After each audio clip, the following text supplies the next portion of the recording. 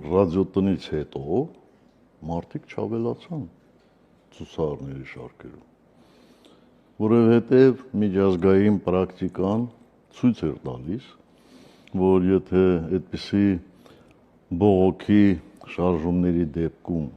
մարդ է ձեր բակալում, ապա բողոքավորների թիվը ավելանում էր։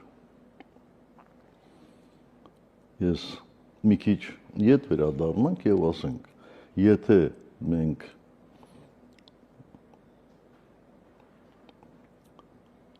գնդի գրավումից հետո շատ կոշտ միանգամից միջոցներ ձեռնարկեինք, ես վստահ եմ, որ այն ժամանակ շատ մասսայական